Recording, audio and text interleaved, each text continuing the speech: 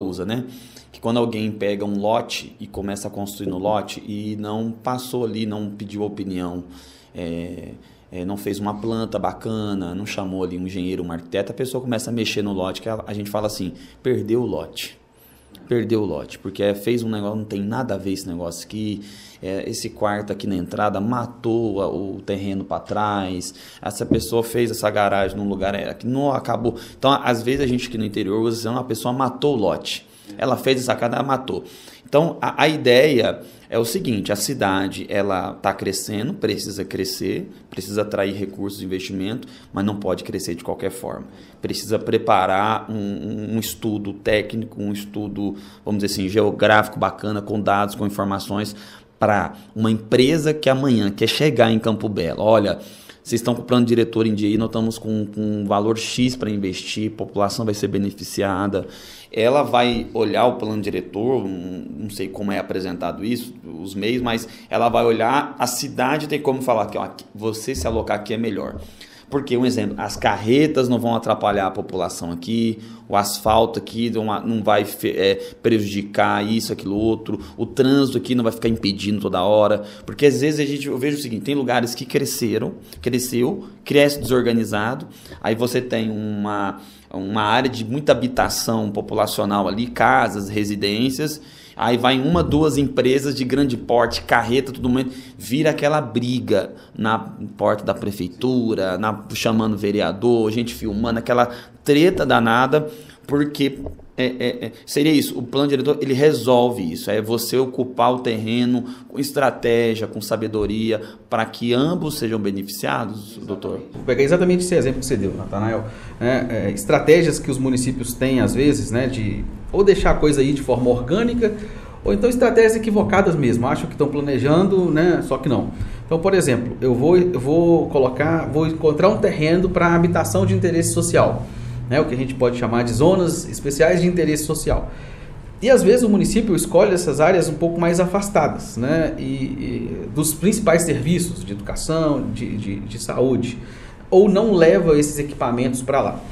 E depois vem essa oportunidade das empresas e às vezes um distrito industrial está exatamente do lado dessa zona de interesse social. São pessoas que estão ali, né, em situação de vulnerabilidade social.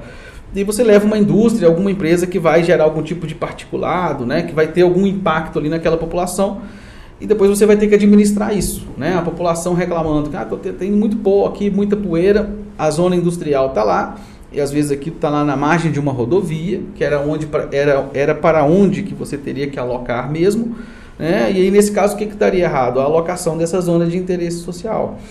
Ou você leva uma zona de interesse social, mas leva também os equipamentos básicos de educação e de saúde para a população, né? Ou você vai ter que pensar uma melhor forma de alocar. É por isso que a gente trabalha com base em análise espacial, cruzamento de dados, para indicar essas áreas, né? Essas áreas são importantes, elas precisam existir, não é que elas não possam existir, mas elas devem existir no melhor local possível, né? Por isso a gente tem que cruzar vários dados para saber o melhor lugar para inserir uma zona de interesse social, uma zona industrial, para que isso não entre em conflito, né? Inclusive a gente tem uma metodologia chamada matriz de interesses conflitantes, que a gente faz exatamente para isso. A gente orienta o zoneamento com base nos interesses conflitantes no território. Então a gente faz um processo de antevisão. Eu vou ver, ó, isso aqui pode ter conflito no futuro. Então eu não vou levar para lá situações que podem ser conflituosas. Isso é trabalhar de forma inteligente. Isso é trabalhar com o conceito de cidades inteligentes desde o processo de planejamento, né, para depois chegar lá na cereja do bolo, né, que é a lâmpada de LED, o Wi-Fi na praça, que são igualmente importantes. Você vai levar qualidade de vida, né? O prefeito acabou de colocar né, uma iluminação muito bacana na praça central aqui de Campo Belo, isso é louvável, é ótimo, e também está investindo na base, né? Ou seja, eu estou aqui investindo no acabamento, né, mas estou investindo na base também. Então eu vou deixar a cidade bastante estruturada no futuro. Nesse ponto, só complementando, que a gente sempre fala de plano diretor, vem a questão da atração de empresa. Mas não é somente isso, né? E isso hoje em dia não é o foco principal do plano diretor. Um caso que é a questão aqui de Campo Belo. nós temos uma vocação aqui de agricultura. Então, a gente tem muitos produtores rurais, a gente tem uma vocação para a parte rural aqui de produção. E o plano diretor, ele auxilia muito nisso em relação ao diagnóstico de terras, né, doutor Braulio? Porque eles fazem uma análise e dentro do plano diretor vai demonstrar ali a vocação da terra. Então, o plantio ali é mais adequado para determinada plantação, né? Ali colhe-se melhor produtos de origem animal ou uma plantação voltada para o café, algo nesse sentido. Tudo isso a gente pensado e discutido e estudado dentro do processo de revisão do plano diretor. Então, abrange tudo da cidade, é o coração da cidade. Então, soja, café... Inclusive, já tem um estudo que eles já nos apresentaram de Campo Belo nos últimos anos, desde 1985 até hoje, né? Como que Campo Belo se comportou, né, em termos de produção, né, da parte da agricultura, em termos de expansão, como que Campo Belo expandiu? Foi de uma forma linear? Como que foi feito essa expansão? Então, todo esse estudo, ele é importante não só para a atração de empresa, mas também para fomentar o que Campo Belo tem, que é a agricultura, né, que a gente precisa trabalhar isso também, né, doutor? Inclusive investimento. A pessoa quer comprar uma terra, ela tem como saber a região que ela... Sim, nós temos dados, né, para isso, só que mais um equívoco que a gente vem inovando na medida em que a gente não perpetua um equívoco de plano diretor da maioria dos planos diretores, que é o seguinte: tratar o plano diretor apenas como um instrumento da política urbana, né? Esse é um grande problema, né? Eu dou aula para arquitetura e urbanismo há 15 anos e eu bato nessa tecla com os meus alunos. Gente, plano diretor não é só instrumento de política urbana. É por isso que eu gosto de chamar plano diretor municipal, né? Tem município que chama plano diretor de desenvolvimento urbano. Olha lá, a cidade, o município não é só urbano. E quantos planos diretores eu já não peguei e li, né? Ele existe só para a cidade, só para o perímetro urbano. Para o perímetro rural não existe. Eu já encontrei gestores que até mesmo acham que a área rural é de responsabilidade do INCRA. Não, a Constituição fala que quem deve gerir, legislar sobre o território municipal é o Poder Executivo e Legislativo, né? Sendo fiscalizado pelo Poder Judiciário Municipal. Então, o plano diretor é rural e urbano, gente. Isso é um grande equívoco. Então, uma análise que a gente traz, inovando nesse sentido, é integrar, né, as áreas rurais com as áreas urbanas. Criar mecanismo para que o homem do campo permaneça no campo produzindo. Então, a gente volta no tempo, quase 40 anos, né? Ali no meados da década de 80, a gente tem o início da série do sensor Landsat, do satélite Landsat. Então, a gente usa imagens do sensor Landsat, depois imagem de outros satélites com uma resolução maior, tem a aerofotogrametria com drone que a gente usa também, para entender a dinâmica de produção no território, né? Para eu não criar mecanismo que vá, por exemplo, se chocar com a produção rural do homem do campo. Então, o problema da mobilidade também passa por fazer com que quem está no campo, nas áreas rurais, goste de ficar lá e permaneça lá. Né? Porque quando as áreas rurais estão em declínio, as pessoas tendem a ir para as áreas urbanas. Hoje temos municípios que a gente atua, por exemplo, que já com dados do censo de 2022, o município tem mais população rural do que população urbana. Né? Tem um município que a gente atua há muito tempo, que eu desenvolvi uma tese de doutorado sobre a história de expansão urbana desse município, que é um dos maiores municípios mineradores do estado, que é São Gonçalo do Rio Abaixo. Hoje, em São Gonçalo do Rio Abaixo, eles têm uma área rural muito bem estruturada, né? Coisa que vocês também têm aqui. Eu fiquei impactado positivamente com a estrutura de algumas comunidades rurais que nós estamos visitando, né, de acesso e tudo mais. E São Gonçalo do Rio Abaixo, assim, quase 100% das estradas rurais do município estão pavimentadas.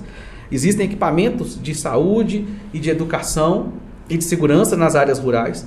Então as pessoas estão ficando nas áreas rurais, de modo que hoje lá em São Gonçalo do Rio Abaixo tem mais gente na área rural do que na área urbana. E isso ajuda a diluir problemas de mobilidade na área central. Então veja bem, dar atenção para o ambiente rural pode te diminuir o custo da mobilidade no futuro. Então percebe que é muito, Natanael, é muito articulado, tem que ser muito bem pensado, porque uma pequena mexida aqui, se for correta, ela vai gerar um efeito positivo no futuro grande. Agora, um pequeno erro aqui, se for um erro, vai gerar um problema também grande no futuro. Então, percebe a importância desse momento?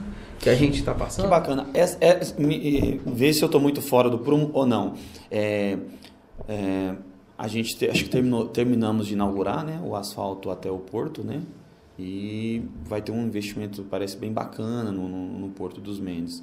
O plano diretor também alcança e facilita esse crescimento, porque a gente vê que agora é uma opção, né? As pessoas estão...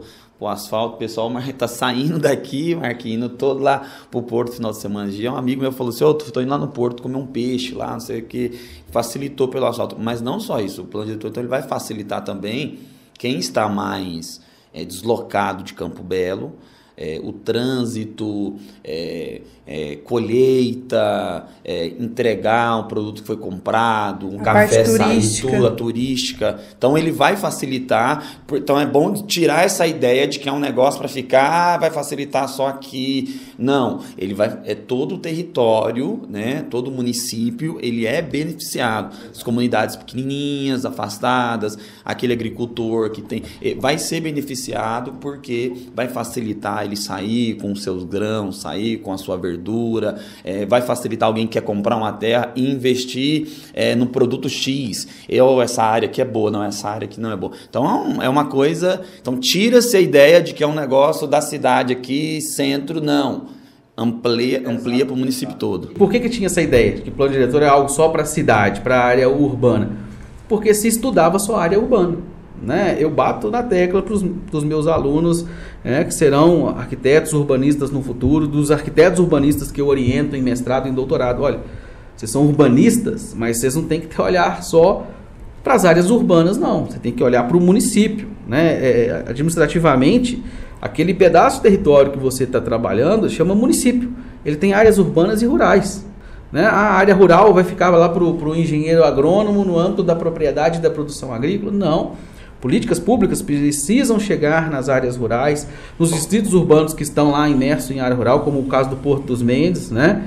Que é importante, que tem uma relevância turística grande, né? Que pode ser um meio de diversificação da economia de Campo Belo, na medida em que Campo Belo vai passar a investir também em turismo.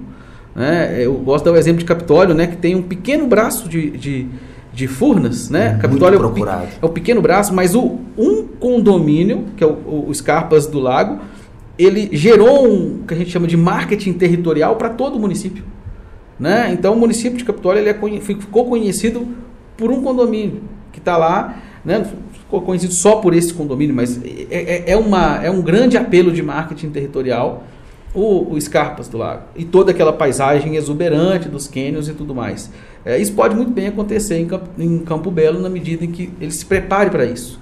Né? E eu também, nos últimos anos, eu tive uma oportunidade de trabalhar no caso do termo de ajustamento de conduta lá do município de Iguapé, né, junto ao Ministério Público do Estado, coordenando o plano diretor de Iguapé, que é o município que tem a maior lâmina d'água do Lago de Furnas e que, paradoxalmente, é o município que pior se colocou em relação ao Lago de Furnas.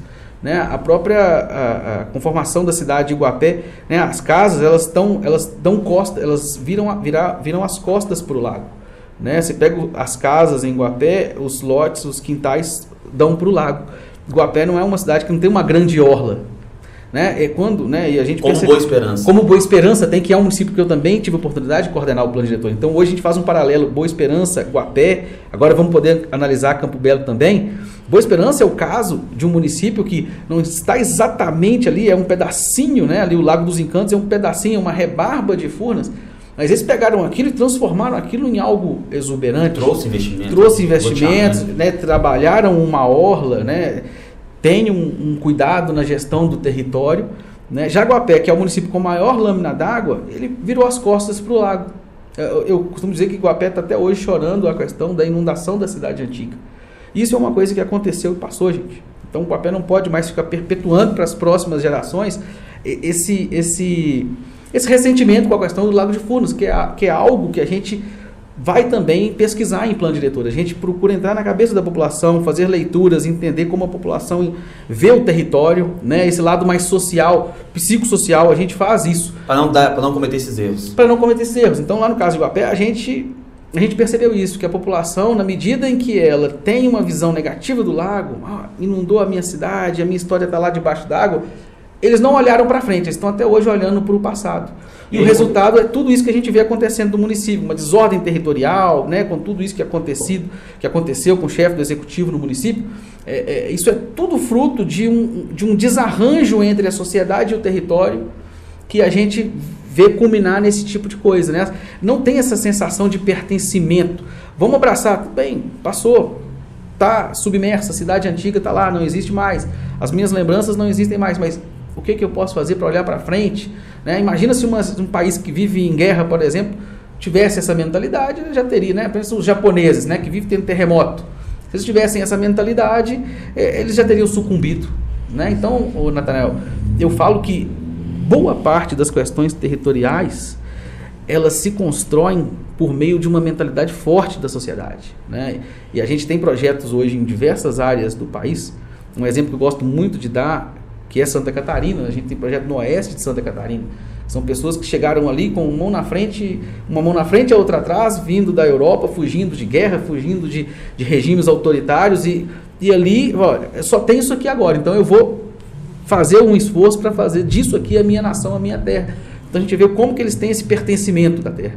Então a cidade que tem esse pertencimento, que consegue construir isso, consegue prosperar, né? E é o que a gente vê nos municípios, né? Em alguns municípios que tem esse grande apelo em pessoas que vivem da terra. Por isso, né, retomando, é importante a gente, no plano diretor, valorizar o zoneamento rural, né, para as pessoas que vivem no campo.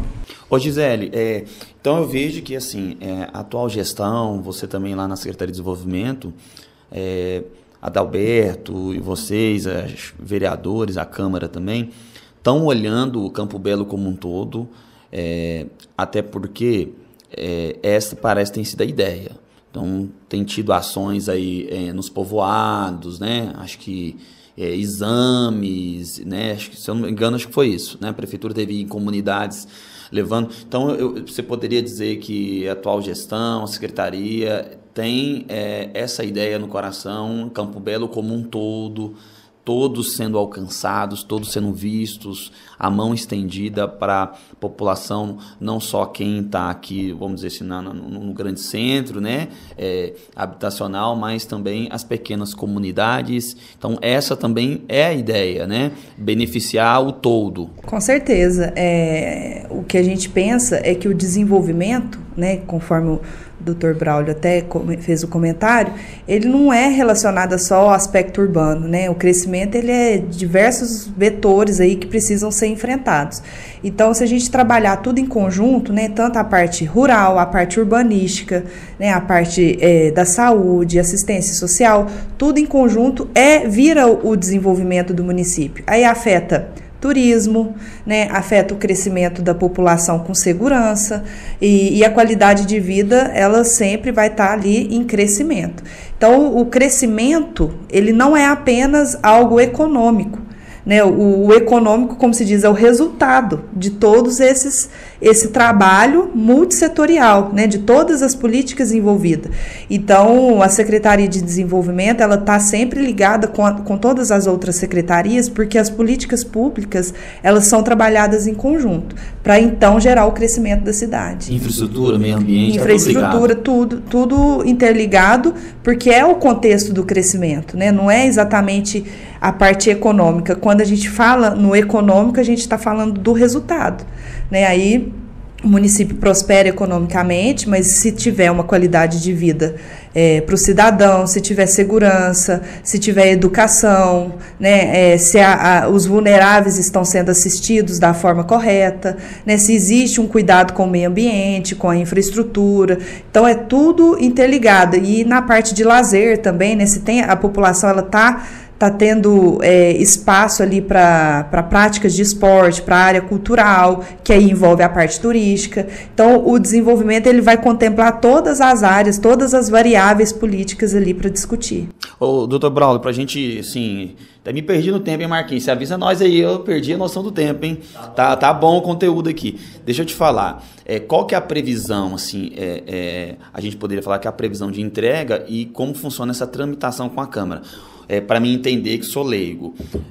Cria-se o projeto, cria-se o plano diretor, e qual que seria a previsão para ele ser criado, quanto tempo entrega ele, e ele precisa ser aprovado na Câmara?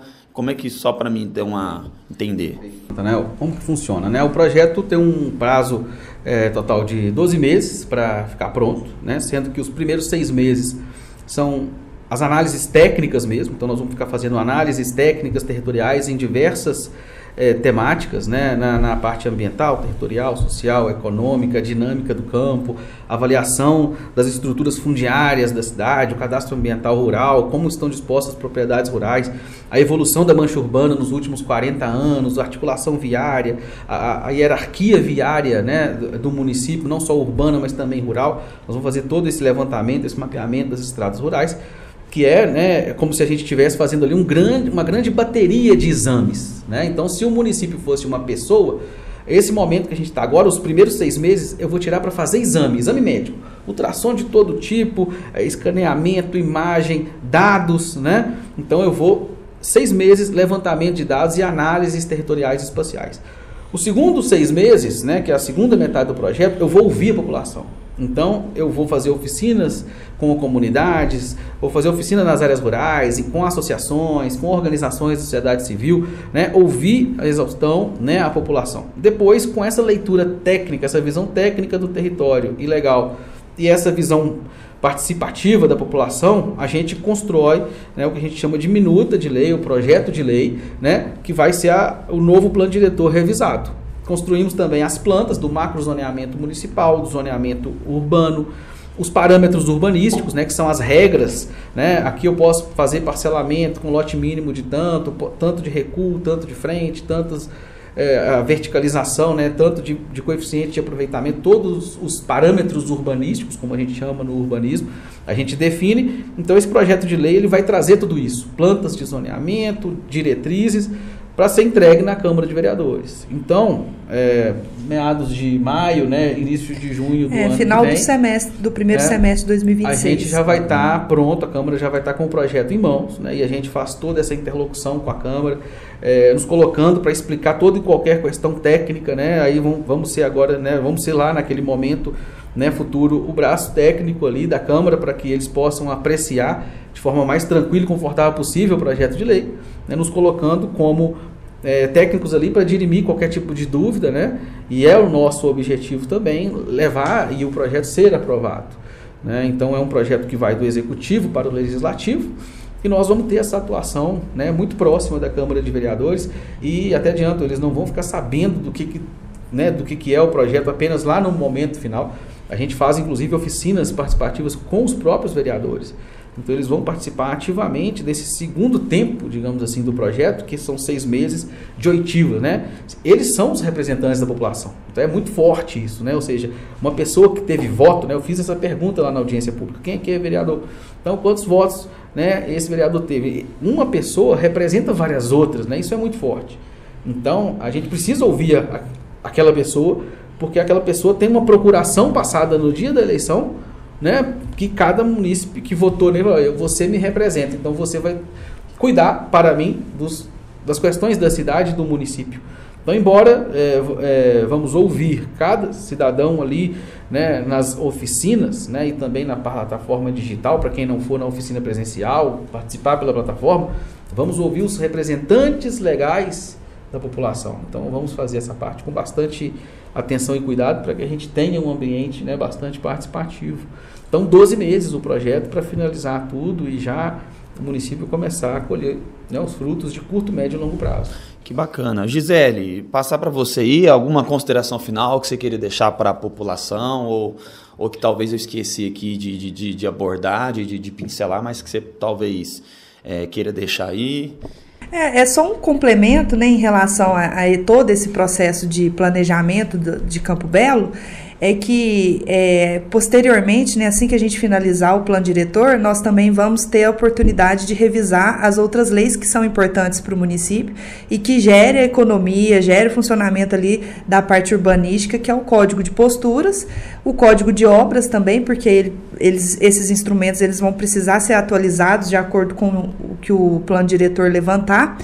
E nós vamos ter mais facilidade aí na parte do comércio, na parte de construções, né, loteamentos, condomínios fechados, que nas próximas semanas nós já vamos ter uma regulamentação aprovada, já foi submetida à Câmara de Vereadores o projeto. Então, a gente está num cenário de organização, de mudança, e que eu fico muito satisfeita, fico orgulhosa de estar participando desse processo, porque nós que somos da área da administração pública, a minha formação é mais voltada para a área jurídica, do Dr. Braulio na área de arquitetura, mas tudo voltado ali para construir política pública, para entregar resultado. Então, participar desse momento é um momento muito gratificante, porque a gente sabe da importância desse documento, sabe dos resultados que que esse documento pode trazer para a população. Então, tá vivendo isso junto com a administração, né, do prefeito Adalberto, é um momento de transformação da cidade, né, que nós vamos colher frutos a curto, médio e longo prazo. Bacana. Doutor Braulio, alguma coisa que nós não falamos que você acha interessante deixar para nós aqui, para a população, que você queira pincelar para nós aí, trazendo para a mesa? Maravilhoso. Na verdade, né, parabenizar a gestão por essa iniciativa, né? A gente fica muito feliz quando o município está trilhando esses caminhos, né? O GTEC teve uma oportunidade muito interessante nos últimos anos de participar da construção de uma política pública para a construção de cidades inteligentes, sabe, Natanael e Gisele, que foi a criação do programa Minas Inteligente. Então, hoje nós temos a primeira lei estadual de cidades inteligentes, que é uma lei que tem como autores, né, a deputada Alessandra Portela e o deputado estadual também, né, o Rodrigo Lopes, ex-prefeito de Andradas, e nós, a nossa equipe, eu também, né, até como membro acadêmico, fomos os curadores técnicos do conteúdo técnico dessa legislação, e saiu também uma cartilha chamada Cartilha Minas Inteligente, né? Lá no link da bio do meu Instagram vocês podem baixar a cartilha do programa Minas Inteligente. E existem vários eixos de ação para você construir as cidades inteligentes. Vocês já estão aqui atuando em alguns desses eixos. Um deles que é o eixo que teve toda uma redação, né, feita por mim, que é o eixo de planejamento territorial. Então, vocês já estão dando um passo, né, criando o alicerce de uma coisa, né, de um projeto Campo Belo Cidade Inteligente para daqui a alguns anos, sendo que vão colher frutos no curto, médio e longo prazo. Então, ou seja, vocês já estão ali, né, em consonância com uma legislação nova, recente, né, vocês vão poder, agora, enquanto município, ter acesso a uma série de créditos, né, para investir em cidades do futuro, cidades modernas, né, junto ao próprio Banco de Desenvolvimento do Estado, né, o BDMG, outras agências de fomento, outros órgãos, até mesmo órgãos internacionais. Existem recursos para quem está com a casa arrumada. Então, isso é fundamental. Né? Isso é também atrair investimento por esse meio, né? Por essas vias. Né? Então, quando você está no caminho da legalidade, com eficiência, com transparência, você está ali atendendo aos requisitos da gestão pública de forma ampla e de forma inteligente.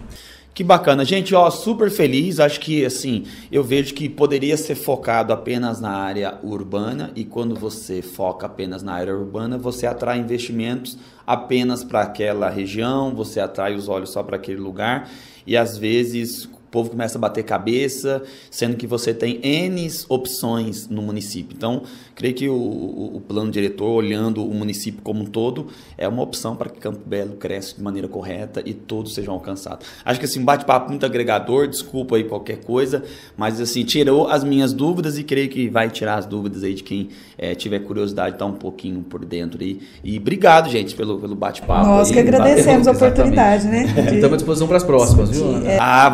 Vamos fazer, bora aí. Temos mais alguns meses aí, né? 12 meses, então estamos só no começo, né, Marquinhos? Vamos acompanhando o processo e deixando a população por dentro aí. Com certeza. Então tá bom, obrigado, gente. Obrigado, um abraço. Tchau, gente, turma, tamo junto.